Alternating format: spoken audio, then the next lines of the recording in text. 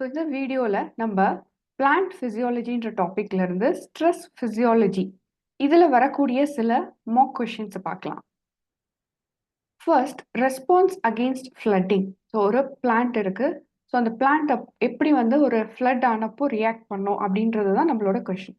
So அதில் increased synthesis of heat shock protein நடக்குமா, இல்லை இன்க்ரீஸ்ட் லீஃப் ஃபால் நடக்குமா, இல்லை இன்க்ரீஸ்ட் ப்ரொடக்ஷன் ஆஃப் இத்திலீன் நடக்குமா அப்படின்னு கேட்குறாங்க. ஸோ நம்ம ஃபர்ஸ்ட் ஃப்ளட்டிங் அப்போ ஒன்று புரிஞ்சுக்க வேண்டியது, ஃபர்ஸ்ட் பிளாக் ஆகிறது எப்படின்னா ஏர், நம்மளுடைய ரெஸ்பிரேஷன் நடக்கக்கூடிய ஏர் தான் பிளாக் ஆகும். இப்போ இந்த ஃப்ளட்டிங் அப்போ லோ அமௌண்ட் ஆஃப் ஆக்சிஜன் கிடைக்கும், ஏன்னா ஏரோடைய ஃப்ளோ கம்மியாயிடும். ஸோ கேஸஸ் எக்ஸ்சேஞ்ச் கம்மியாகிறதுனால ஸோ பிளான்ட் இட் செல்ஃப் அதுவே என்ன ஸ்டிமுலேட் பண்ணும்னா இத்திலீன் ஹார்மோன்ட்டை ஸ்டிமுலேட் பண்ணிடும். ஸோ இந்த ப்ரொடக்ஷன் ஜாஸ்தி ஆகிறதுனால ரூட்ல ஏரன் கைமா செல்ஸ் ஃபார்ம் ஆகும். ஸோ நம்மளுடைய answer stimulate production of ethylene gas. அடுத்தது abiotic stress is caused by. So biotics, abiotic, இந்த டிஃப்ரென்ஸ் நம்மளுக்கு எல்லாம் தெரியும். ஸோ பயோட்டிக் அப்படின்னா லிவிங் கிரியேச்சர்ஸ்னால வரக்கூடியது, இல்லை லிவிங்னால வரக்கூடியது. ஏபயோட்டிக் நான் லிவிங். ஸோ இப்போ நான் லிவிங்னால வரக்கூடிய ஸ்ட்ரெஸ் என்னென்ன? Drought, freezing, flood. இந்த மூணுமே ஏபயோட்டிக் ஸ்ட்ரெஸ்னால வரக்கூடியது தான். ஸோ நம்மளுடைய answer all of the above. Which is an effect of drought on a plant. So ஒரு ட்ராட் வரும்போது பிளான்ட்ல வரக்கூடிய எஃபெக்ட் என்ன அப்படின்னு பார்த்தோம்னா, ரொம்ப ட்ராட் வந்தது அப்படின்னா அந்த பிளான்ட் ட்ரை ஆகும். இந்த ட்ரை ஆகும்போது இந்த மெம்பரன், பிளான்ட்டோடைய ஒவ்வொரு செல் மெம்பரன்லையும் நம்மளுக்கு இந்த போரஸ் நேச்சர் தான் அதிகமாகும். ஸோ நம்மளுடைய answer membrane becomes too porous in nature. இப்போ இதே தான் இங்கே கொடுத்துருக்கு, too porous due to desiccation. இப்போ hormones involved in water stress is.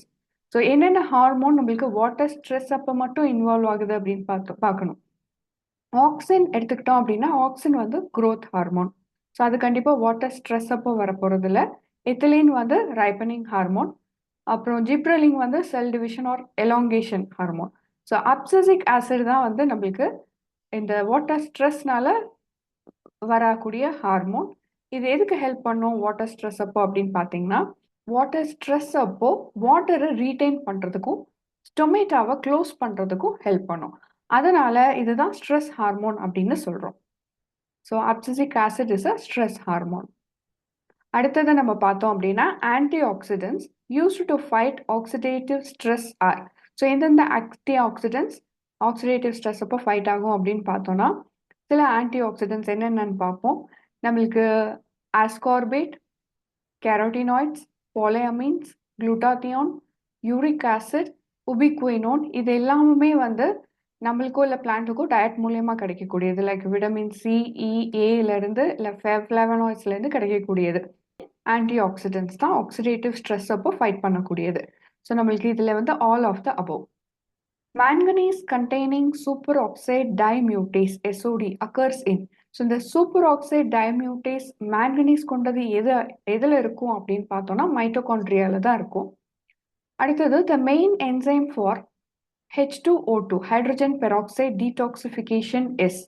So hydrogen peroxide detoxification பண்ணக்கூடிய என்சைம் எது அப்படின்னா, நம்மளுக்கு மெயினாக பண்ணக்கூடிய டீடாக்சிஃபிகேஷன் பண்ணக்கூடிய மெயின் ஆர்கனலே பெராக்சிசோம். இது நம்ம இந்த வீடியோ ஆல்ரெடி நம்ம இந்த சேனலில் போட்டிருக்கோம், ரெஃபர் பண்ணி பாருங்க. ஸோ இந்த பெராக்சிடேஸில் வரக்கூடிய இந்த என்சைம் தான் குளுட்டாத்தியன் பெராக்சிடேஸ். இந்த glutathione peroxidase is a intracellular antioxidant enzyme. So செல்குள்ளே இருக்கக்கூடிய ஆன்டிஆக்சிடென்ட் என்சைம். அது ஹைட்ரஜன் பெராக்சைடை வாட்டராக கன்வெர்ட் பண்ணுறதுனால இந்த ஹைட்ரஜன் பெராக்சைடு போல இருக்கக்கூடிய ரியாக்டிவ் ஆக்சிஜன் ஸ்பீஷீஸோடைய ஹார்ம்ஃபுல்லை குறைக்கக்கூடியது. அடுத்ததா plants are killed at low temperature because.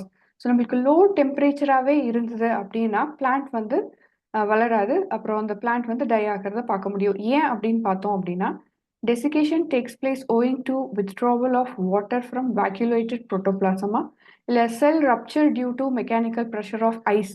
ஐஸ்ன்னு சொல்ல முடியாது, இட்ஸ் லோ டெம்பரேச்சர் தான், ஃப்ரீசிங் டெம்பரேச்சர் இல்லை. அப்புறம் ப்ரெசிபிடேஷன் ஆஃப் செல் ப்ரோட்டீன்ஸான்னு கேட்குறாங்க, அதுவும் இல்லை. எது அப்படின்னா desiccation takes place owing to the withdrawal of water from vacuolated. Hekistotherm demand அப்படின்னா என்ன? கான்ஸ்டன்ட் ஹை டெம்பரேச்சர்னால வரதா, மாடரேட் டெம்பரேச்சரை தான் அப்படி சொல்கிறோமா, இல்லை low temperature or extremely low டெம்பரேச்சரில் இருக்கக்கூடிய ஸ்பீஷியஸை தான் நம்ம ஹெகிசோதர்ம் அப்படின்னு சொல்கிறோமா அப்படின்னு கேட்குறாங்க. ஸோ நம்ம ஃபர்ஸ்ட் இந்த டேர்ம்ஸ் எல்லாம் என்னென்னு பார்ப்போம். ஹெகிஸ்டோதர்ம் அப்படின்னா நம்மளுக்கு cold tolerant plant of polar ரீஜனில் இருக்கக்கூடிய இந்த பிளான்ட்ஸ். மெகாதர்ம் அப்படின்னா ஈக்குவட்டோரியல் ரீஜனில் இருக்கக்கூடிய பிளான்ட்ஸ். மீசோதர்ம் அப்படின்னா மாடரேட் கிளைமேட் எங்கெல்லாம் இருக்கோ அங்கெல்லாம் இருக்கக்கூடிய பிளான்ட்ஸ். மைக்ரோதர்ம்ஸ் அப்படின்னா நம்மளுக்கு இந்த ஆல்பைன் ரீஜனில் பார்க்கக்கூடிய பிளான்ட்ஸ். ஸோ நம்மளுக்கு கேட்டிருக்கிறது hekistotherm. So extremely low temperature, ஏன்னா போலார் ரீஜனில் கண்டிப்பாக எக்ஸ்ட்ரீம்லி லோ டெம்பரேச்சர் தான் இருக்கும். Next drought escaping species is. நம்மளுக்கு இங்கே கேட்டிருக்க term escaping, drought escaping species. So இந்த ஆலோ, சொலானம், அகே இது எல்லாமே வந்து ட்ராட். இந்த ஆலோ, அகே வந்து ட்ராட் டைம்லேயும் சர்வைவ் ஆகக்கூடிய பிளான்ட் தான்.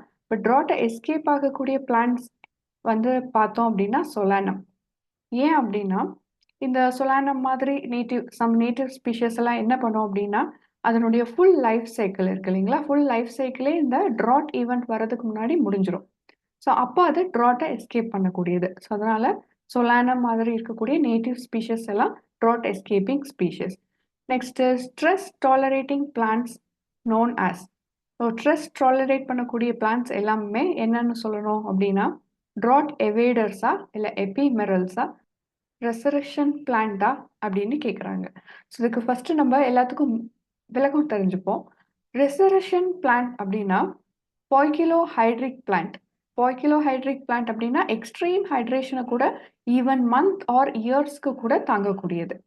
அதே எபிமெரல் பிளான்ட் அப்படின்னா ரொம்ப ஷார்ட் லைஃப் சைக்கிள் தான் இருக்கும் அது.